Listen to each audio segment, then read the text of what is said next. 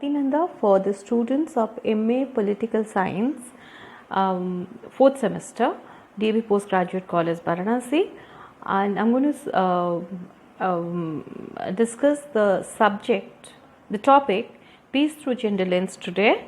And this class is meant for those students who have opted for international relations and to whom I teach this course called Conflict Resolution and Peace Studies.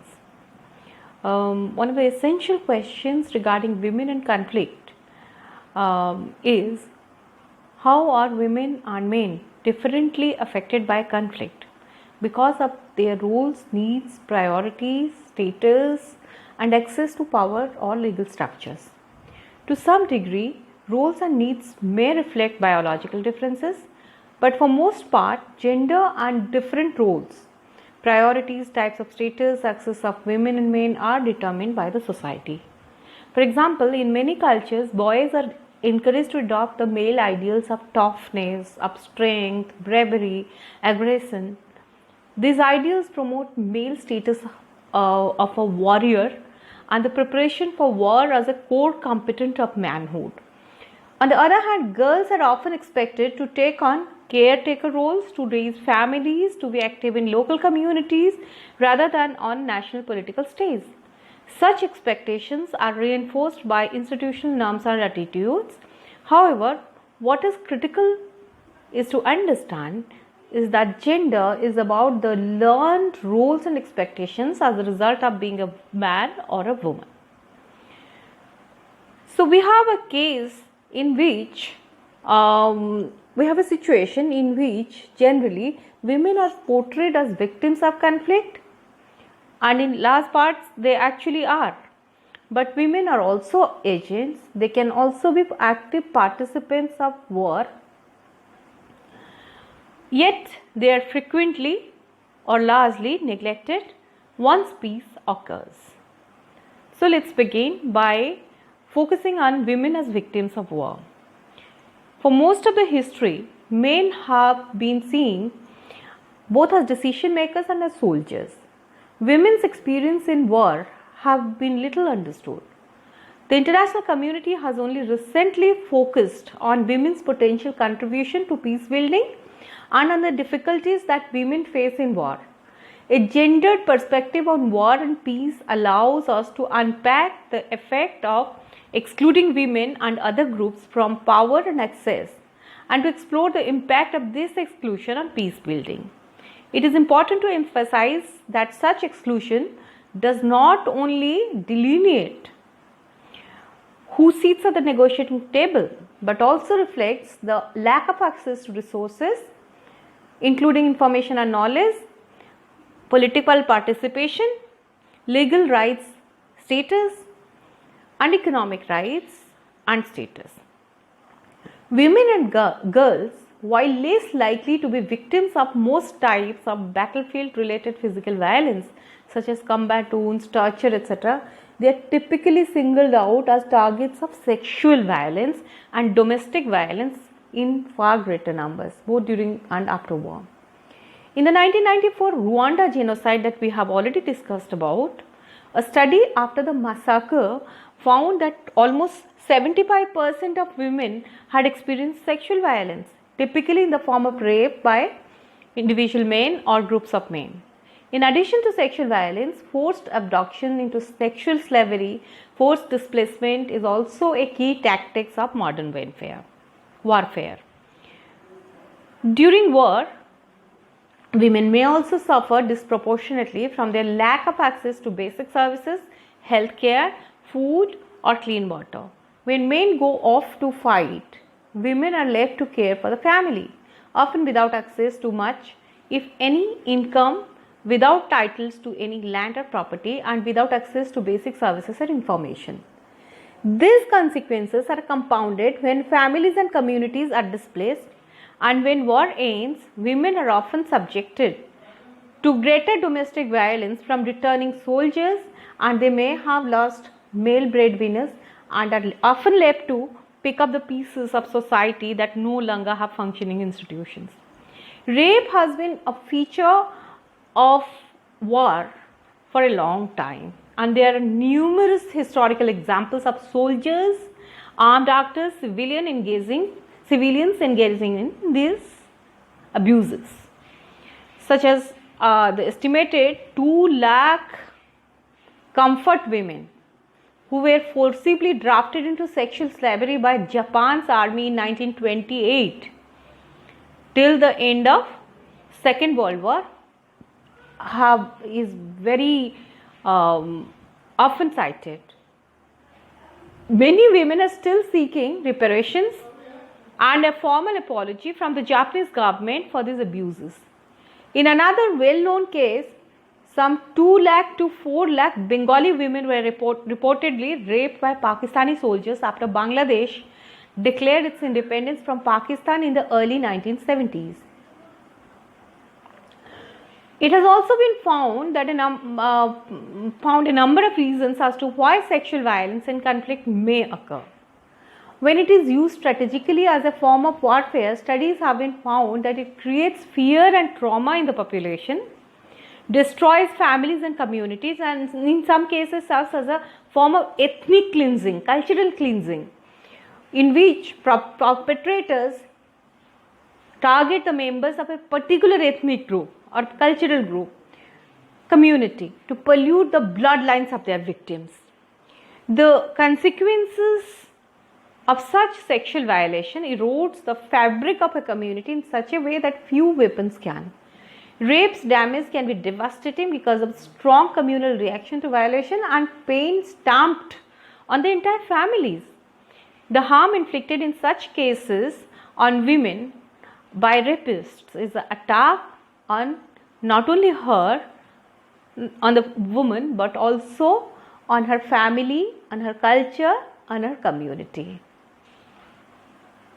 Now let's focus on the other role that women often play in war or conflict situations, but which is not very much focused. Let me start by this quotation by somebody, I think it was Gilbert, who says masculinity, femininity, gender, power, control, sexuality and violence. These are all based on assumptions, myths and stereotypes about men and women and violence they do. A common perspective on war and gender is that gender relations and characteristics are being magnified at times of war. Subsequently, men are predominantly seen as fighters and perpetrators, while women are seen as passive victims. Gender stereotypes in times of war are that men fight, they are fighters, whereas women are always victims or peacemakers also. This is, however, not so everywhere or in every case. Let's take the example of Sierra Leone and Sri Lanka. In both these cases, Sierra Leone and Sri Lanka, women were actually actively participating in many ways during the armed conflict, contributing to the war and participating in violence directly, actively. They were facilitators, they were acting as combatants, that is fighters. They even managed to obtain higher and leading positions in fighting force, as has been described in many places. Women have also been seen as active combatants in many other countries such as Algeria, El Salvador, Eritrea, Mozambique, Namibia, Nepal, Nicaragua, South Africa, Sri Lanka. There was a survey that was undertaken by an international organization of 55 countries that were in conflict, internal conflict, and it found that women were active in 38 of the countries, 1/10 to 1/3 of the fighting forces. And they not only gave supportive services like being cooks and messengers, but were actively fighting. In southeastern Nigeria, women donated money and food to support the fighters, combatants against the other community and some even fought actively. In Kashmir, in our very own country, there were separatists who were helped by women. Women helped to give food to the combatants, provided shelters. These have been known.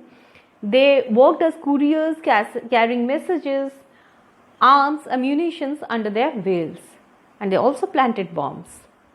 Women's motives to do this, to be active participants, may differ from men. In some cases, they were found to be sharing ideological or grievance motives, just as men. But women in Guatemala sought to escape from the hierarchical family structures, roles, and values, and wanted to be, act equally to men. Women also contribute in major ways to the identities and views of the next generation, not always in a very peaceful direction. For example, in Serbia, feminine ideals of patriotism were bolstered and the militarization of masculinity was promoted. In our very own country, again in Kashmir, indoctrinated women and their sons were into support for the armed movements. Women take on new roles during war as men join fighting, leaving jobs unfilled and losses in family incomes. In formal sectors, women often take on the roles previously held by men, it has been seen, marked in 2 world wars in Europe especially. They also take responsibility for family income, becoming the head of the households in many cases, taking up farming responsibilities as agriculturists, cultivators, and new roles in the informal sector as well. In Cambodia and Sudan, it was found that women-headed households had increased by 1/3. Women also play a very important role in post-conflict situations. Once the conflict is over, the war is over, women are often neglected in post-conflict situation. They play a major role in peace negotiations, but that is not counted. They have been found to be playing a very important role in many countries, in many societies, in demobilization programs, but that is also not counted every time. And also in post-conflict reconstruction of societies, they have played important roles. Women are often very active in civil society and peace movements.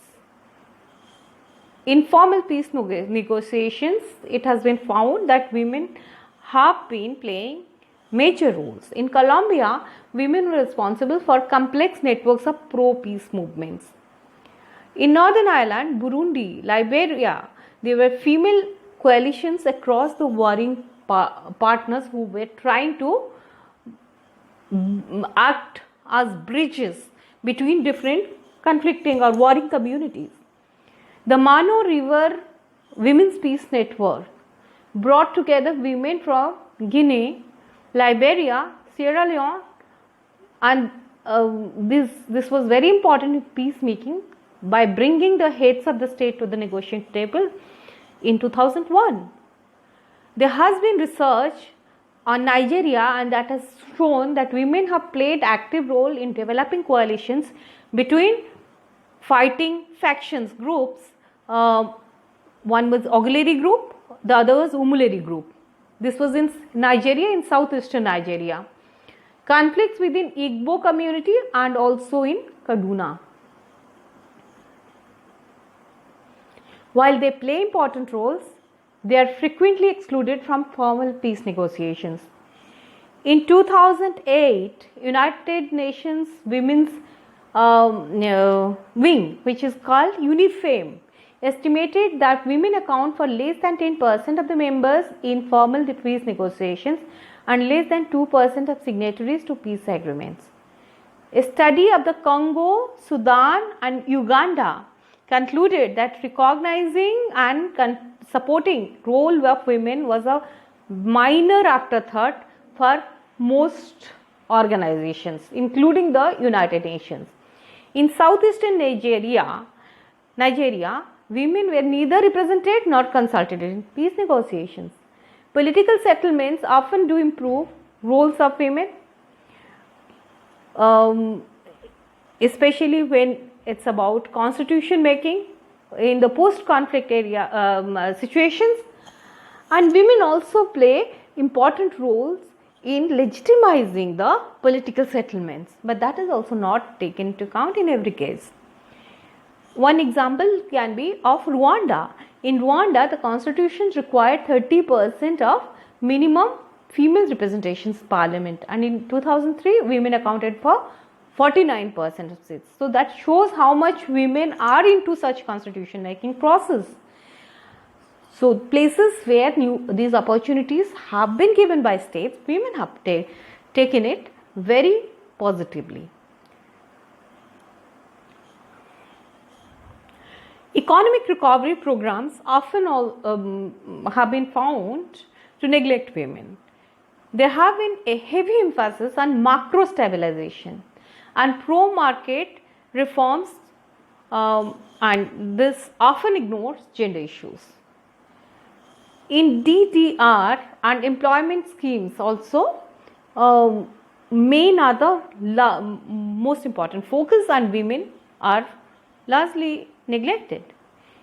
Even in the case of post-recovery, post-conflict situation reconstruction, economic infrastructure is given more importance, and social issues in which women's networks are strongest are not given much importance.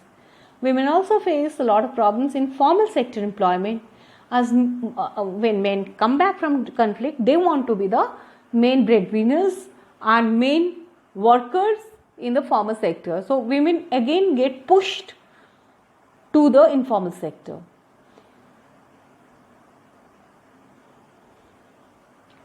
So what is needed? Formal recognition of what is needed in peacemaking and political systems has been well advanced in many UN resolutions. They must be enforced properly. There needs to be recognition much less in relation to economic opportunities for women, and that must be improved, that must be corrected. In case of asset ownership, employment, skills, farmer sector, medium-sized credit, women's interests must be integrated. Women in deprived groups especially, they face worst situation during conflict and also after conflict, both as members of deprived group and also particularly strong gender discrimination within the group. So this must also be looked into. It is necessary to improve the position of deprived groups generally as well as women's interests. It is essential for sustaining peace, since peace is not merely absence of violence but also progress and prosperity of each individual, each community. Since women are active in supporting conflicts in many places, it is not enough to conclude that giving women a greater role politically will lead to peace. We must also try to give training to women regarding peace, the importance of peace. So this is all about women and peace today. Thank you.